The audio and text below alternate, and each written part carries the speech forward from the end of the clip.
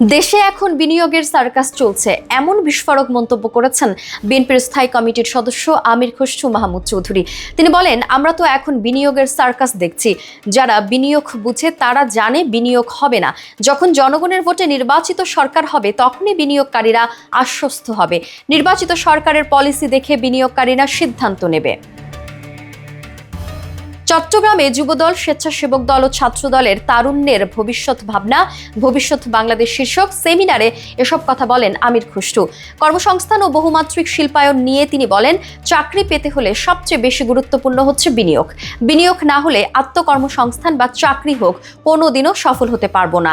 মুক্তবাজার অর্থনীতি ও গণতন্ত্রায়নের জন্যই বিএনপির রাজনীতি উল্লেখ করে আমির খসরু বলেন, এসব না হলে বিনিয়োগ আসবে না। আর বিনিয়োগ আনতে হলে রাজনৈতিক স্থিতিশীলতা প্রথমে দরকার।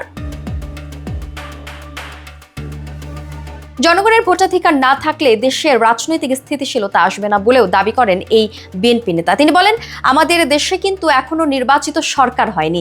দেশের জনগণের কাছে জবাবদিহির সরকার হয়নি। যতক্ষণ সেটা না হবে ততক্ষণ রাজনৈতিক স্থিতিশীলতা আসবে না, আর ততক্ষণে বিনিয়োগ হবে না।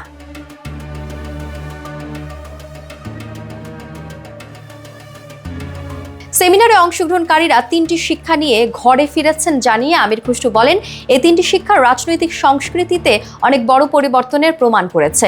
প্রথম শিক্ষা, জনগণ এবার সম্বোধনের পালা থেকে মুক্তি পেয়েছে। এমন স্বস্তি জানিয়ে বিএনপি নেতা বলেন, এখানে কেউ সম্বোধন করে নাই। সম্বোধন করার দিন শেষ হয়ে গেছে। হাতে এখন সম্বোধন করার সময় নেই। দেশের জন্য রাজনৈতিক দলের কর্মসূচিতে সবাই অংশ না নিলেও বিএনপির ফোরামে মানুষ কথা বলতে পারে, এটি দ্বিতীয় শিক্ষা। এমন মন্তব্য করে বিএনপির স্থায়ী কমিটির সদস্য বলেন, বিএনপি একটা নজির স্থাপন করেছে। যারা হয়তো বিএনপি করে না কিন্তু বিএনপির ফোরামে এসে তারা তাদের কথাগুলো বলতে পারে।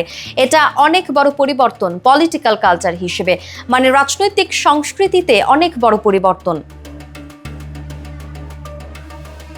তৃতীয় শিক্ষা হিসেবে নেতাদের রাজনৈতিক বয়ানের কথা তুলে ধরেন আমির খসরু। তিনি বলেন, আজকে অনেক নেতাই এখানে বসে আছেন কিন্তু কেউ বক্তৃতা দেননি।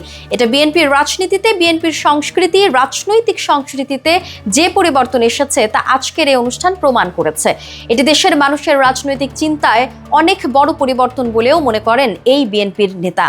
তিনি বলেন, শেখ হাসিনা দেশ ছাড়ার পর জনগণের মনোজগতে যে বিশাল পরিবর্তন এসেছে, যারা তা অনুধাবন করতে পারবে না তাদের কোনো রাজনৈতিক ভবিষ্যৎ নেই। সে দলেরও নেই, রাজনীতিবিদদেরও নেই। আমি মনে করি আমরা সে মনোভাব ধারণ করতে পেরেছি।